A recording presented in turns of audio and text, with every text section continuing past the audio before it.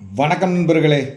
இன்று சென்னை உயர்நீதிமன்றம் வழங்கியிருக்கிற ஒரு முக்கியமான முன் தீர்ப்பை தான் பார்க்க போகிறோம். இந்த வழக்கின் தீர்ப்பை 30/1/2024 தான் வழங்கியிருக்கிறாங்க. நீதியரசர் எஸ் சவுந்தர் அவர்கள் தான் இந்த வழக்கின் தீர்ப்பை வழங்கியிருக்கிறாரு. நம்ம கட்சிக்காரர் ஒருத்தர் வழக்கு நிலுவையில் இருக்கும் பொழுது சொத்தை கரையை வாங்கிட்டார். நாங்கள் போனஃபைடு பர்ச்சேசர் அப்படிங்கிற அடிப்படையில் அந்த வழக்கில் எதிர்க்கட்சி பண்ணிக்கிட்டு இருக்கோம். இது சம்பந்தமாக நாம் முன் தீர்ப்புகள் ஏதாவது இருக்குதா அப்படின்னு தேடிக்கிட்டு இருக்கும்போது கிடைச்ச தீர்ப்பு தான் இந்த தீர்ப்பு. இந்த தீர்ப்புலையும் ஹைகோர்ட்டுக்கு வந்திருக்கிறது அந்த போனஃபைடு பர்ச்சேசர் தான் வந்திருக்காரு. அதாவது சேல் அக்ரிமெண்ட் நிலுவையில் இருக்கும் பொழுது, சேல் அக்ரிமெண்ட் தொடர்பான வழக்கு நிலுவையில் இருக்கும்போது இடையில கிரயம் வாங்கின நபர் போனஃபைடு பர்ச்சேசராக கருதப்படுவாரா?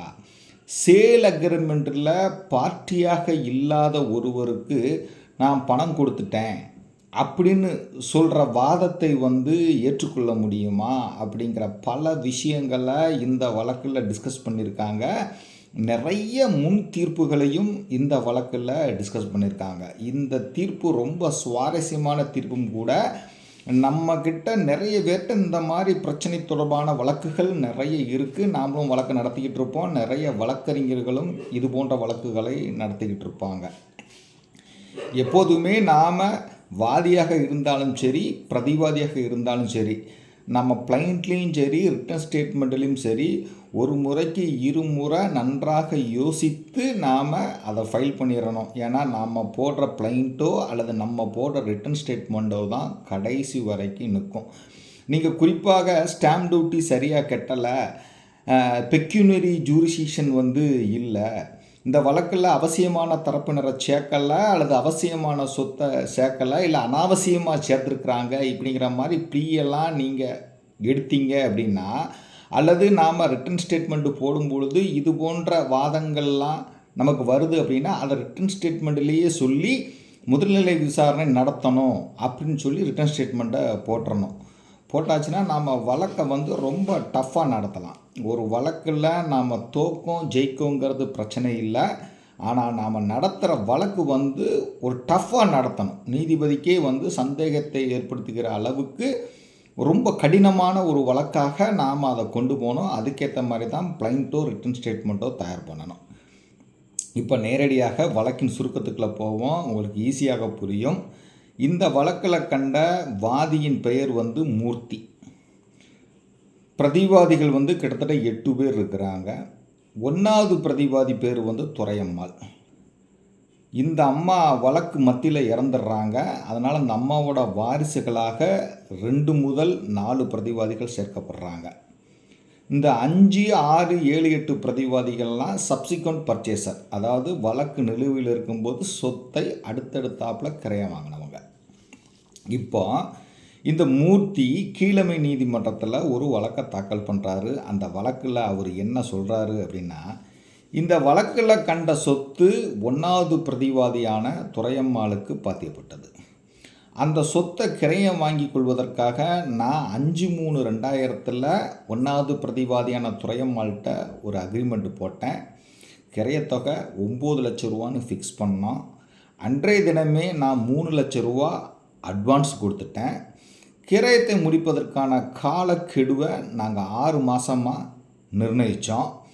கிரய ஒப்பந்தத்துக்கு பிறகு இந்த 1வது பிரதிவாதியின் பேரன் ஞானம் குருமூர்த்தி அப்படிங்கிற பையன் 25/4/2000 என்கிட்ட பாக்கி கிரயத்தொகையில் ஒரு 2,25,000 ரூபா வாங்கிட்டான்.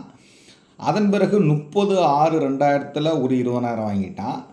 13/9/2001 ஒரு 30,000 வாங்கிட்டான். இப்படியாக என்கிட்ட கிரயத்தொகையில் 6 லட்ச ரூபா வாங்கிட்டாங்க. அப்படி இடையில் ஞான குருமூர்த்தி என்கிட்ட பணம் வாங்கினதுக்காக அந்த கிரைய ஒப்பந்தத்தின் பின்பக்கத்திலே என்டாஸ்மெண்ட் பண்ணி கொடுத்தான். அதாவது துரையம்மாள் ஃபோனில் என் பேரங்கிட்ட நீங்கள் பணத்தை கொடுத்துருங்க அப்படின்னு சொல்லுவாங்க. நான் கொடுத்துருவேன். கொடுத்துட்டு பின்பக்கத்தில் என்டாஸ்மெண்ட்டு வாங்கிக்கிடுவேன்.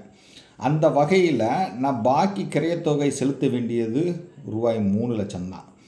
நான் எப்போதும் கிரையம் முடிக்க தயாராகவும் ஆர்வமாகவும் இருந்தேன். ஆனால் துரையம்மாள் தான் வேண்டுமென்றே காலம் தாழ்த்திக்கிட்டே வந்தாங்க. அதனால் ஸ்பெசிஃபிக் பெர்ஃபார்மன்ஸ் கேட்டு நான் வந்து நோட்டீஸ் விட்டேன். அப்படி இருந்தும் எனக்கு கிரயம் முடித்து தரலை. அதனால் எனக்கு சொத்தை கிரயம் முடித்து தரணும் அப்படின்னு கேட்டு வழக்கு போடுறாரு. இந்த வழக்கு நிலுவையில் இருக்கும் பொழுதே 5, 6, 7, 8 பிரதிவாதிகள் அடுத்தடுத்தாப்பில் சொத்தை வாங்கிடுறாங்க. அதனால் அவர்களையும் இந்த வழக்கில் இவர் சேர்க்குறாரு. அப்போ சூட் ஃபார் ஸ்பெசிஃபிக் பெர்ஃபார்மன்ஸ். இந்த வாதியின் வழக்கிற்கு 1வது பிரதிவாதி ஒரு ரிட்டன் ஸ்டேட்மெண்ட் போடுறாங்க. ரிட்டன் ஸ்டேட்மெண்ட்டு போட்ட பிறகு 1வது பிரதிவாதி இறந்து போயிடுறாங்க. அதன் பிறகு தான் அவரது வாரிசுகளாக 2 முதல் 4 பிரதிவாதிகள் சேர்க்கப்படுறாங்க. அவங்க ஒரு ரிட்டன் ஸ்டேட்மெண்ட் போடுறாங்க. இந்த 2 முதல் 4 பிரதிவாதிகள் தாக்கல் செஞ்சுருக்கிற ரிட்டன் ஸ்டேட்மெண்ட்டில் என்ன சொல்கிறாங்க அப்படின்னா, வாதியின் வழக்கு பொய். எங்கள் அம்மா, அதாவது துரையம்மாள், எந்த காலத்திலும் சொத்தை விற்பதற்காக வாதிக்கிட்ட ஒப்பந்தம் எதுவும் செய்யலை. கிரயத்தொகை 9 லட்ச ரூபாயா ஃபிக்ஸ் பண்ணது அப்படின்னு வாதி சொல்கிறது வந்து பொய். இந்த வழக்கில் எங்கள் அம்மா ஒரு ரிட்டன் ஸ்டேட்மெண்ட்டு தாக்கல் பண்ணியிருக்காங்க. அதில் கிரைய ஒப்பந்தத்தை எங்கள் அம்மா மறுத்துருக்குறாங்க. அதே போல் 3 லட்ச ரூபா எங்கள் அம்மா ஒப்பந்தம் போட்ட அன்னைக்கே அட்வான்ஸ் வாங்கிட்டாங்க அப்படின்னு சொல்கிறதும் பொய். உண்மையிலேயே இந்த வாதிக்கு எங்கள் அம்மாவை யாருன்னே தெரியாது. இந்த வாதி 3வது பிரதிவாதி என்கிட்ட 2,4 லட்ச ரூபா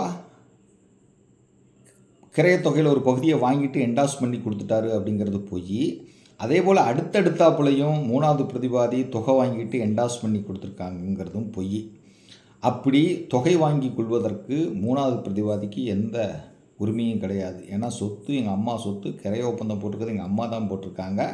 எங்கள் அம்மா 3வது பிரதிவாதிக்கு எந்த அதிகாரமும் கொடுக்கலை. அதனால் 3வது பிரதிவாதி வாங்கிய கிரயம் வந்து எங்களை வந்து கட்டுப்படுத்தாது. அதே போல் நாங்கள் மொத்தமாக கிரயத்தொகையில் 6 லட்ச ரூபா வாங்கியிருக்கோம் அப்படிங்கிறதும் பொய். உண்மையிலேயே வாதி வந்து வட்டிக்கு பணம் கொடுப்பவர். எங்கள் அம்மாவுக்கு பணம் கொடுக்குற சாக்கில் எங்கள் அம்மாக்கிட்ட இருந்தும் இதர குடும்ப உறுப்பினர்கள்கிட்ட இருந்தும் போலியாக வெத்து பத்திரங்களில் கையெழுத்து வாங்கி அக்ரிமெண்ட்டை தயார் பண்ணி அதன் மூலமாக வழக்கு தாக்கல் செஞ்சுருக்கிறாரு. அதனால் வாதியினுடைய வழக்கை தள்ளுபடி பண்ணுங்க அப்படின்னு சொல்லி அவங்க ரிட்டன் ஸ்டேட்மெண்ட்டில் சொல்கிறாங்க. இந்த வழக்கிற்கு 5வது பிரதிவாதி ஒரு ரிட்டன் ஸ்டேட்மெண்ட் போடுறாரு. அவர் என்ன சொல்கிறாரு, நான் வந்து போனஃபைடு பர்ச்சேசர், நான் ஆவணங்களெல்லாம் சரிபார்த்து சரியான மறுபயன் கொடுத்து சொத்தை கிரையம் வாங்கியிருக்கேன், முழு கிரைய தொகையையும் செலுத்தியிருக்கேன்.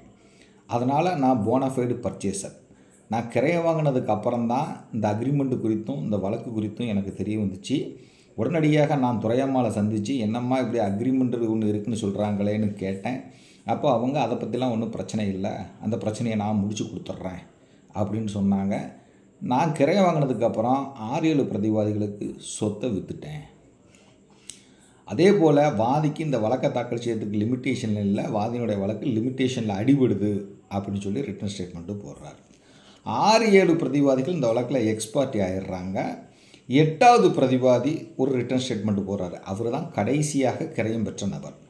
அவர் என்ன சொல்கிறாரு, இந்த வாதியும் 3வது பிரதிவாதியும் கூட்டு சேர்ந்து அக்ரிமெண்ட் விவரத்தை மறைச்சிட்டாங்க. நான் போனஃபைடு பர்ச்சேசர். ஏற்கனவே வாதி இன்ஜெக்ஷன் கேட்டு ஒரு சூட்டை போட்டிருந்தார். இப்போ 2வதாக ஸ்பெசிஃபிக் பெர்ஃபார்மன்ஸ் சூட்டை போட்டிருக்காரு. அதனால் வாதி தாக்கல் செஞ்சுருக்கிற இந்த வழக்கானது ஆர்டர் 2 ரூல் 2ல் அடிபடுது. அதனால் நீங்கள் வாதியோட வழக்கை தள்ளுபடி பண்ணுங்கன்னு சொல்லி அவர் போடுறாரு. அதாவது ஆர்டர் 2 ரூல் 2 சிபிசி என்ன சொல்லுது அப்படின்னா, ஒரு வழக்கு தாக்கல் செய்யும் போதே அனைத்து பரிகாரங்களையும் கேட்டு ஒரு வழக்கை தாக்கல் செஞ்சிடணும். அப்படி தாக்கல் செய்யாமல் பரிகாரங்களை கேட்காமல் விட்டுவிட்டு 2வதாக ஒரு வழக்கு தாக்கல் செய்வதற்கு இந்த ஆர்டர் 2 ரூல் 2 வந்து ஒரு தடையை விதிக்கி அதைத்தான் அவர் சொல்கிறாரு. இந்த வழக்கில் நீதிமன்றம் இஷ்யூஸ் ஃப்ரேம் பண்ணுறாங்க. வாதி தரப்பில் 2 விட்னஸ் விசாரிக்கப்படுறாங்க. 12 டாக்குமெண்ட்ஸ் குறியீடு செய்யப்படுகிறது. ஒரு விட்னஸ் வந்து அந்த கிரைய ஒப்பந்தத்தில் சாட்சியாக கையொப்பம் பெற்றிருக்காங்க. பிரதிவாதிகள் தரப்பில் 5வது பிரதிவாதியும் 8வது பிரதிவாதியும் விட்னஸ் பாக்ஸுக்கு வராங்க. 2 டாக்குமெண்ட்ஸ் குறியீடு செய்யப்படுது. அதாவது சப்சிக்வெண்ட் பர்ச்சேசர் 2 பேருமே நீதிமன்றத்தில் சாட்சியம் அளிக்காங்க. என்டையர் வழக்கையும் விசாரித்த கீழமை நீதிமன்றம் வந்து இந்த வாதி தாக்கல் செஞ்சுருக்கிற சூட்டை டிஸ்மிஸ் பண்ணிடுறாங்க. என்ன கிரவுண்ட்லன்னா, வாதி வந்து சேல் அக்ரிமெண்ட்டை ப்ராப்பராக நிரூபிக்கலை அப்படின்னு சொல்லி. அதனை எதிர்த்து வாதி முதல் மேல்முறையீடு பண்ணுறாரு. முதல் மேல்முறையீட்டு நீதிமன்றம் வந்து இந்த வாதி தாக்கல் செஞ்சுருக்கிற அப்பீலை அலோவ் பண்ணிடுறாங்க. கீழமை நீதிமன்றம் வழங்கியிருக்கிற தீர்ப்பை வந்து செட்டசைட் பண்ணிடுறாங்க. அந்த ஃபஸ்ட்டு அப்பலேட் கோர்ட் வாதிக்கு சாதகமாக வழங்கிய தீர்ப்பை எதிர்த்து 8வது பிரதிவாதி, அதாவது சொத்தை கடைசியாக கிரயம் பெற்ற நபர் உயர்நீதிமன்றத்தில் 2வது மேல்முறையீடுக்கு வர்றார். இப்போ இந்த சப்சிக்வெண்ட் பர்ச்சேசர் 8வது பிரதிவாதி அப்பலண்ட் தரப்பில் என்ன வாதம் வைக்கிறாங்க அப்படின்னா,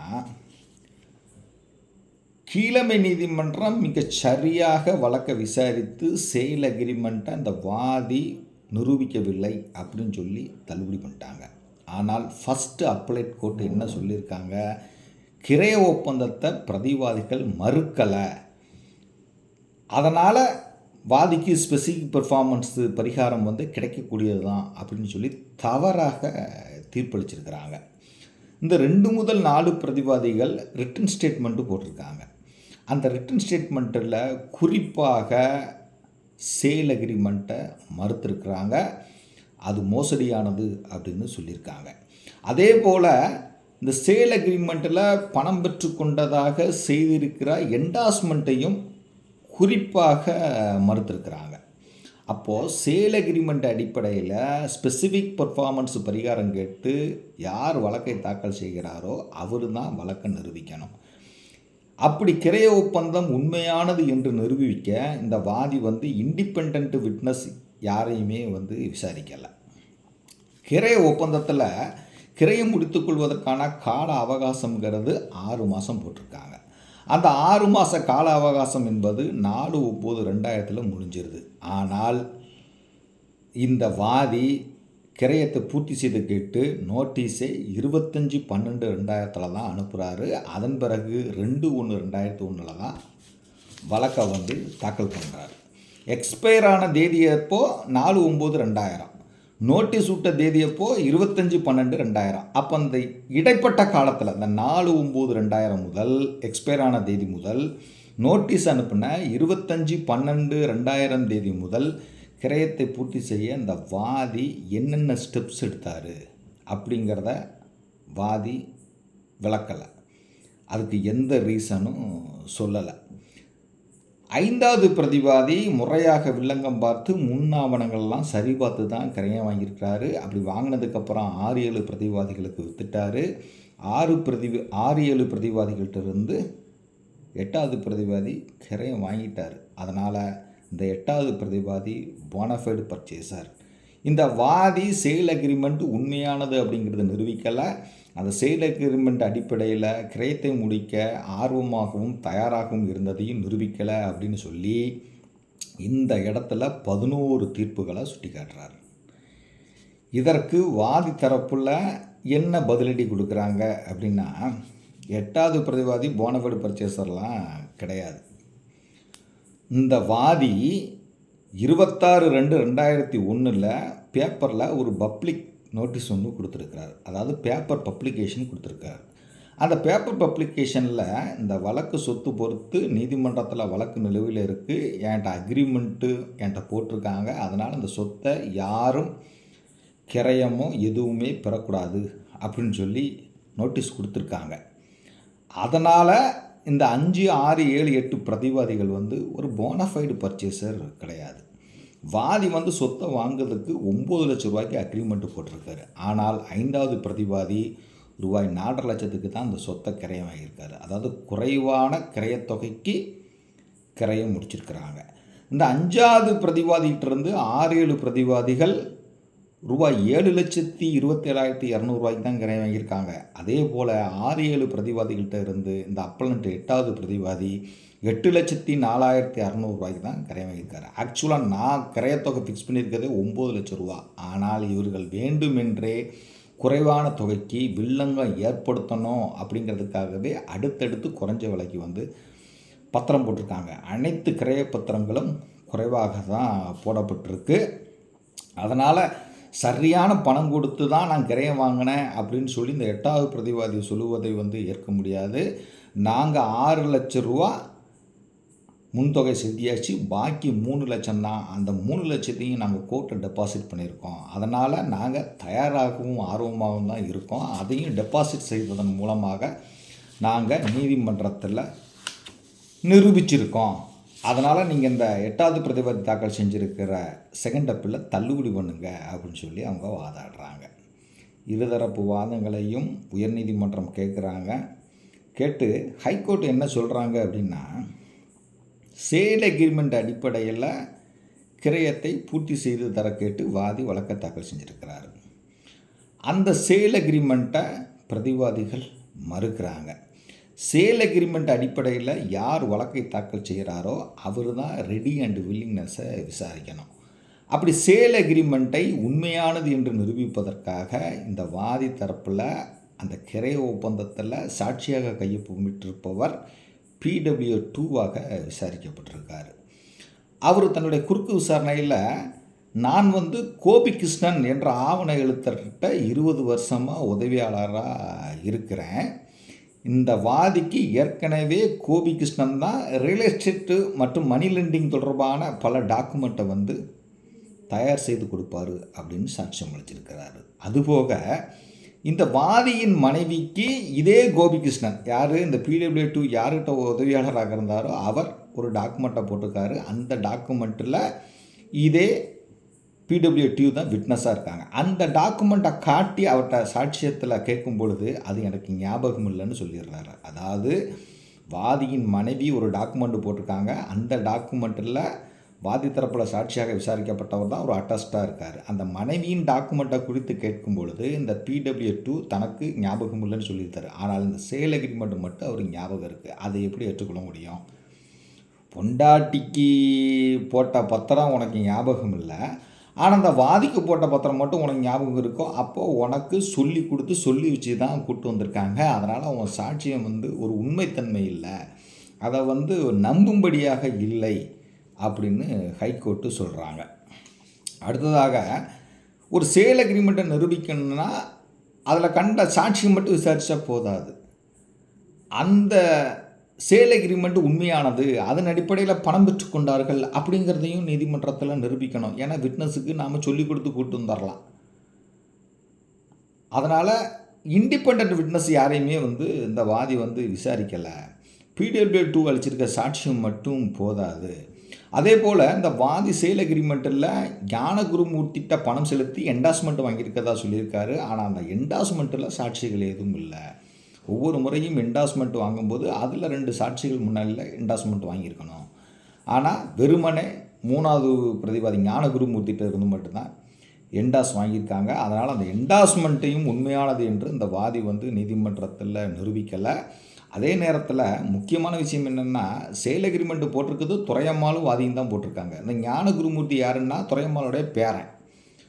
அப்போது துரையம்மாள் சார்பில் ஞானகுருமூர்த்தி எப்படி பணம் வாங்கலாம், எப்படி வாங்க முடியும்? துரையம்மாள் ஞானகுருமூர்த்திக்கு எந்த அதிகாரமும் கொடுக்கல. நீ பணத்தை எனக்கு சார்பாக நீ வாங்கிக்கா அப்படின்னு சொல்லி பவர் எதுவும் கொடுக்கல, எந்த அதிகாரமும் கொடுக்கல. அப்படி கொடுக்காத போது துரையம்மாள் சொத்துக்காக ஞானகுருமூர்த்தி எப்படி பணம் வாங்கலாம், அதை எப்படி ஏற்றுக்கொள்ள முடியும் அப்படின்னு ஹைகோர்ட்டு சொல்கிறாங்க. அடுத்ததாக இந்த வாதி சாட்சியம் அளிக்கும்போது என்ன சொல்கிறாரு, என் வீட்டில் இருந்து ஒரு 5-6 வீடு தள்ளி தான் இந்த துரையம்மாள் வீடு இருக்குது. சேல் அக்ரிமெண்ட் போட்டதுக்கப்புறம் இந்த துரையம்மாள் எனக்கு ஃபோன் பண்ணி என் பேரன் வருவான் பணம் கொடுத்துருன்னு சொல்லுவாங்க. அதன் அடிப்படையில் நான் பணம் கொடுத்து நான் பேரங்கிட்ட இருந்து என்டாஸ்மெண்ட் வாங்கிடுவேன் அப்படின்னு சாட்சியம் அளிச்சிருக்கிறாரு. வாதி வீட்டில் இருந்து ஒரு 5 வீடு தள்ளி தான் துரையம்மாள் வீடு, அதாவது லேண்ட் ஓனர் வீடு. அப்போ நீங்கள் நேரடியாக துரையம்மாள்கிட்ட போய் நீ என்டாஸ்மெண்ட் வாங்கியிருக்கலாமே. அதை விட்டுட்டு அவங்க ஃபோனில் சொன்னாங்களாம், நீ ஞான குருமூர்த்திக்கு பணம் கொடுத்து என்டாஸ்மெண்ட் வாங்கியிருக்கேன். இதை எப்படி ஏற்றுக்கொள்ள முடியும்? இதை நம்பும்படி இல்லை. அடுத்ததாக ஞான குருமூர்த்தி அந்த சேல் அக்ரிமெண்ட்டில் ஒரு பார்ட்டி கிடையாது. அந்த கிரைய ஒப்பந்தத்தில் பார்ட்டியே வாதியும் துரையம்மாளும் மட்டும்தான். துரையம்மாள் சார்பில் பணம் பெறுவதற்கு 3வது பிரதிவாதியான ஞான குருமூர்த்திக்கு, அதாவது பேரனுக்கு அதிகாரம் இல்லை. கிரைய ஒப்பந்தம் உண்மையாது என்று நிரூபிக்கணும்னா கிரை ஒப்பந்தம் செய்த தேதியிலிருந்து வழக்கு தாக்கல் செய்யும் தேதி வரை கிரை ஒப்பந்தத்தை நிறைவேற்ற தயாராகவும் ஆர்வமாகவும் இருந்ததை வாதி நிரூபிக்கணும். ஏற்கனவே சுப்ரீம் கோர்ட் வந்து Vijayakumar versus Om Prakash A R 2018 SC page number 5098 அப்படிங்கிற வழக்கில் தீர்ப்பு வழங்கியிருக்கிறாங்க. இங்கே எக்ஸ்பயர் ஆன தேதியிலேருந்து நோட்டீஸ் அனுப்பின வரைக்கும் இந்த வாதி என்ன பண்ணிகிட்டு இருந்தார், கிரயத்தை பூர்த்தி செய்வதற்கு என்ன ஸ்டெப்ஸ் எடுத்தார் அப்படிங்கிறதுக்கு எந்த விளக்கமும் அளிக்கலை. அதனால் வாதி வந்து கிரய ஒப்பந்தத்தை நிரூபிக்கலை. ஆனால் தவறுதலாக கீழ் மேல்முறையீட்டு நீதிமன்றம் வந்து வாதிக்கு சாதகமாக தீர்ப்பளிச்சிருக்காங்க. அதனால் அந்த தீர்ப்பை வந்து ஏற்றுக்கொள்ள முடியாது. இந்த அப்பலண்ட் வந்து வழக்கு நிலுவையில் இருக்கும்போது சொத்தை கிரயம் வாங்கிட்டார். ஆனால் அக்ரிமெண்ட்டு குறித்தோ வழக்கு குறித்தோ தனக்கு தெரியாதுன்னு சொல்லியிருக்காரு. அதனால் அவரை ஒரு போனஃபைடு பர்ச்சேசராக தான் கருதணும். ஸ்பெஷல் பெர்ஃபார்மன்ஸ் சூட்டை பொறுத்த வரைக்கும் முழுமையாக வாதிக்கு மட்டும்தான் அந்த லயபிலிட்டி இருக்குது அப்படின்னு சொல்லி இந்த சப்சிக்வெண்ட் பர்ச்சேசர் 8வது பிரதிவாதி தாக்கல் செஞ்சுருக்கிற செகண்ட் அப்பீலில் அலோவ் பண்ணி நீதிமன்றம் உத்தரவிட்டுட்டாங்க.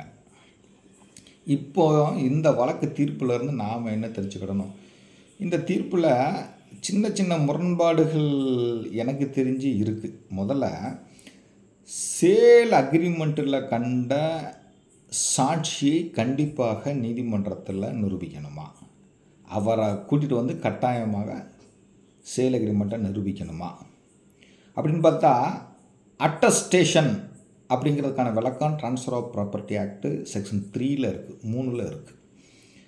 எந்த டாக்குமெண்ட்டுலாம் அட்டஸ்டேஷன் கம்பல்சரி அப்படிங்கிறது இந்தியன் எவிடன்ஸ் ஆக்ட் செக்ஷன் 68ல் இருக்குது. செட்டில்மெண்ட்டு கிஃப்ட் டீடு உயிரை பொறுத்த வரைக்கும் தான் அட்டஸ்டேஷன் தேவை. அந்த ஆவணத்தில் கண்ட சாட்சிகள் தான் ஒரு அட்டஸ்டேஷன் விட்னஸாக கருதப்படுவாங்க. சேல்லையோ சேல் அக்ரிமெண்ட்லேயோ கண்ட சாட்சிகள் வந்து ஒரு அட்டஸ்டேஷன் ஒரு சான்றப்பமிட்ட சாட்சியாக கருதப்பட மாட்டார்கள். அப்போது சேலிலையும் சேல் அக்ரிமெண்ட்லேயும் கண்ட சாட்சிகளை நீதிமன்றத்தில் நிரூபிக்க வேண்டும் அப்படிங்கிறது கட்டாயம் இல்லை. ஆனால் இயற்கை நீதி கோட்பாடு என்ன அப்படின்னா, ஒரு சேலோ சேல் அக்ரிமெண்ட்டோ மறுக்கப்பட்டால் அது உண்மையானது அப்படின்னு நிரூபிப்பதற்காக நாம் அந்த சாட்சிகளை நாம் நீதிமன்றத்தில் விசாரிக்கிறோம். ஏன்னா சார்பதிவாளர் அலுவலகத்தில் ஒரு டாக்குமெண்ட் பதிவு செய்யப்பட்டால் அது உண்மையான டாக்குமெண்ட் என்று அனுமானிக்கணும் அப்படின்னு சட்டம் சொல்லுது. இங்கே PW2 கிரைய ஒப்பந்தத்தில் சாட்சியாக கையொப்பமிட்டவரை விட்னஸ் பாக்ஸில் விசாரிக்கிறாங்க. ஆனால் அவர் ஏட்டிக்கு பூட்டியாக சாட்சியம் அளிச்சிருக்கிறாரு. அடுத்ததாக இந்த வழக்கு தீர்ப்பில் வந்து நம்ம இன்னொரு விஷயம் என்ன தெரிஞ்சுக்கிட்டோம்னா, சேல் அக்ரிமெண்ட்டில் 6 மாதம் காலக்கெடு போடுறாங்க. 6 மாதம் காலக்கெடுவானது 4/9/2000 முடிஞ்சிருது. அதன் பிறகு 25/12/2000 தான் ஃபஸ்ட்டு நோட்டீஸ் அனுப்புகிறாரு. அப்போது இந்த இடையில் இந்த கேப்பில் ஒரு 3-4 மாதம் வந்திருக்கு. இந்த 4 மாதம் இந்த வாதி வந்து எந்த ஸ்டெப்பும் எடுக்கலை, அதனால் அவர் ரெடி அண்ட் வில்லிங்னஸை ப்ரூவ் பண்ணலை அப்படின்னு சொல்லி நீதிமன்றம் சொல்கிறாங்க. அப்போது நம்ம என்ன தெரிஞ்சுக்கிடணும், சேல் அக்ரிமெண்ட்டு எக்ஸ்பயர் ஆகி போச்சுன்னா உடனடியாக என்ன செய்யலாம், எதிர்பார்ட்டிக்கு நீங்கள் கிரயத்தை பூர்த்தி செஞ்சுட்டாங்க, நான் ரெடியாக தான் இருக்கிறேன், எக்ஸ்பயரே ஆகி போச்சு, நான் நாளைக்கே நாளும் ரெடி, சப்ரிஜன் எப்போ வர சொல்கிறீங்களோ அப்போ நான் வர தயாராக இருக்கேன் அப்படின்னு சொல்லி ஒரு கடிதம் எழுதலாம், ஒரு வக்கீல் நோட்டீஸ் எழுதலாம், ஒரு மெயில் அனுப்பலாம், ஒரு வாட்ஸ்அப் பண்ணலாம். அப்படி தொடர்ச்சியாக வாரத்துக்கு ஒரு நாள் இல்லை ஒரு மாதத்துக்கு ஒருக்க ரெடின்னு சொல்லி நம்ம அந்த கம்யூனிகேஷனை வச்சுக்கிட்டே இருந்தோம்னா நிச்சயமாக ப்ரூவ் பண்ணலாம் அப்படிங்கிறத இந்த வழக்கு தீர்ப்பில் இருந்து தெரிஞ்சுக்கலாம். அடுத்ததாக சேல் அக்ரிமெண்ட்டில் பார்ட்டியாக இல்லாத ஒருவரிடம் நாம் பணம் செலுத்துவது வந்து தப்பு அப்படின்னு சொல்லி இந்த தீர்ப்பு சொல்லுது. அதாவது துரையம்மாள் லேண்ட் ஓனர், ஞானகுருமூர்த்தி அவங்களோட பேரன். துரையம்மாள் வந்து ஃபோனில் என் பேரங்கிட்ட பணம் கொடுத்துருன்னு சொல்லுவாங்க, நான் பேரங்கிட்ட பணம் கொடுத்து என்டாஸ்மெண்ட்டு வாங்கிடுவேன். இது நம்பிக்கையின் அடிப்படையில் வழக்கமாக செய்யக்கூடியது தான். ஆனால் சட்டம் இதை ஏற்றுக்கொள்வதில்லை. சேல் அக்ரிமெண்ட்டில் கண்டவங்ககிட்ட மட்டும்தான் என்ன செய்யணும், பணம் செலுத்தணும், என்டாஸ்மெண்ட்டு வாங்கணும். அப்படி இல்லாமல் சம்மந்தமே இல்லாத நபர்கிட்ட அது பிளட் ரிலேட்டிவாக இருந்தாலும் கூட நம்ம பணம் செலுத்தினா செல்லாது அப்படிங்கிற தீர்ப்பு இது சொல்லுது. ஏன்னா ஏற்கனவே நான் நடத்திட்டு வந்த ஒரு வழக்கில், அந்த வழக்கில் எனக்கு சாதகமாக முடிஞ்சு போச்சு. அந்த வழக்கை நாங்கள் ஆர்டர் 7 ரூல் 11 பெட்டிஷன் போட்டு அதை நாங்கள் முடிச்சிட்டோம். அந்த வழக்கில் எப்படின்னா, அண்ணன் தம்பி 2 பேரும் என் பார்ட்டியோட சேல் அக்ரிமெண்ட் செஞ்சுருப்பாங்க. ஆனால் அதில் தம்பி மட்டும்தான் கையெழுத்து போட்டிருப்பார், அண்ணன் கையெழுத்து போட்டிருக்க மாட்டார். ஏன்னா அண்ணன் அந்த டயத்தில் ஃபாரினில் இருந்தார். இப்போ நாங்கள் ப்ளீ எப்படி எடுக்கிறோம், சொத்து அண்ணன் தம்பி 2 பேருக்கும் பாதிக்கப்பட்டது. 2 பேரும் கையெழுத்து போட்டிருக்கணும். ஆனால் 2 பேரும் கையெழுத்து போடல. ஒரு பார்ட்டி தான் கையெழுத்து போட்டிருக்காரு. அப்போ அந்த ஆவணம் செல்லாது, இந்த கிரை ஒப்பந்தத்தை ஏற்றுக்கொள்ள முடியாது அப்படின்னு ஒரு ப்ளீயை வச்சோம். ஆனால் அந்த ப்ளீயை நீதிமன்றம் ஏற்றுக்கொள்ள மறுத்துட்டாங்க. ஏன்னா சேல் அக்ரிமெண்ட் 2 லேண்டு ஓனர் இருந்தாங்கன்னா ஓனருக்காக இன்னொரு ஓனர் சேல் அக்ரிமெண்ட்டில் கையெழுத்து போடுவது செல்லும் அப்படின்னு சொல்கிறாங்க. இதுவும் இயற்கை நீதியின் கோட்பாடு தான். ஏன்னா அண்ணன் ஃபாரினில் இருக்கார். இப்போ அண்ணன் மறுத்தால் தானே உண்டு. அண்ணன் ஒருவேளை இந்த வழக்கில் ஆஜராகி ஆமாம் நான் தான் என் தம்பிக்கிட்ட சேல் அக்ரிமெண்ட்டு போட சொன்னேன் அப்படின்னு சொன்னால் அதை நீதிமன்றம் ஏற்றுக்கொள்ளுமா அப்படிங்கிறதுலாம் நிறைய முரண்பாடுகள் இருக்குது. ஏன்னா இந்தியன் கான்ட்ராக்ட் ஆக்டில் ஒப்பந்தம்னா என்னன்னு சொல்லியிருக்காங்க. இப்படி நிறைய விதவிதமாக தீர்ப்புகள் இருக்குது. இந்த வழக்கு தீர்ப்புகள் நம்ம என்ன தெரியுது, போனஃபைடு பர்ச்சேசர் உயர்நீதிமன்றத்துக்கு வந்தாலும் கூட அதை பற்றி எதுவும் சொல்லலை. சேல் அக்ரிமெண்ட்டை எப்படி நிரூபிக்கணும், சேல் அக்ரிமெண்ட்டில் பார்ட்டியாக இல்லாத நபரிடம் பணம் செலுத்தி என்டாஸ்மெண்ட் வாங்கி கொள்வது செல்லுமா, சேல் அக்ரிமெண்ட்டில் ரெடி அண்ட் வில்லிங்னஸை எப்படி ப்ரூவ் பண்ணணும் அப்படிங்கிறத கம்ப்ளீட்டாக அந்த வழக்கில் சொல்லியிருக்கிறாங்க. இந்த தீர்ப்பினுடைய முழு விவரத்தையும் நான் டிஸ்கிரிப்ஷன் பாக்ஸில் கொடுக்குறேன், படித்து பாருங்கள். இது போன்ற வழக்குகளை நடத்துகிற வழக்கறிஞர்களுக்கு கண்டிப்பாக இந்த தீர்ப்பு உதவும். ரொம்ப சுவாரஸ்யமான தீர்ப்பும் கூட. இந்த தீர்ப்பில் ஏகப்பட்ட முன் தீர்ப்புகளையும் சுட்டி காட்டியிருக்காங்க. நீங்கள் அதையும் நோட் பண்ணி வச்சுக்காங்க. ஏன்னா விதவிதமாக தீர்ப்புகள் இருக்குது. நம்ம வழக்கு தன்மை சூழ்நிலைக்கு ஏற்ற மாதிரி நம்ம வாதியாக இருந்தால் சில தீர்ப்புகளை பயன்படுத்திக்கிடணும், பிரதிவாதிகளாக இருந்தால் அதுக்கேற்ற மாதிரி தீர்ப்புகளை பயன்படுத்திக்கிடணும். ஒரே வழக்கில் ஒரு பார்ட்டி இம்ப்ளீட் பெட்டிஷனில் நான் எதிர்க்கட்சியும் செய்கிறேன், நானே பார்ட்டி இம்ப்ளீட் பெட்டிஷன் போடவும் செஞ்சுருக்கேன். அப்போ ரெண்டுக்கும் நான் தீர்ப்பு கொடுக்கணும். ரெண்டும் ஒரே கோர்ட்டில் தான் நடக்குது, ஒரு ஜட்ஜி கிட்ட தான் நடக்குது. அப்போ ஜட்ஜி நினைப்பார், என்ன சார் ஒரு இடத்துல நீங்கள் பார்ட்டி இம்ப்ளீடு செய்ய முடியாதுன்னு சொல்கிறீங்க, இன்னொரு வழக்கை செய்ய முடியும்னு சொல்கிறீங்க, ரெண்டுக்குமே நீங்கள் முன் தீர்ப்புகள் கொடுக்குறீங்க அப்படின்னு சொல்லி அதுவே மண்டையை பிச்சுக்கிட்டு இருப்பாங்க. அப்படியும் சில வழக்குகள்லாம் நடக்க தான் செய்யுது. நம்ம வழக்கின் தன்மைக்கு ஏற்ற மாதிரி நாம் முன் தீர்ப்புகளை பயன்படுத்தணும். தீர்ப்பை படித்து பாருங்கள், கண்டிப்பாக உங்கள் அனைவருக்கும் பயன்படும். நன்றி.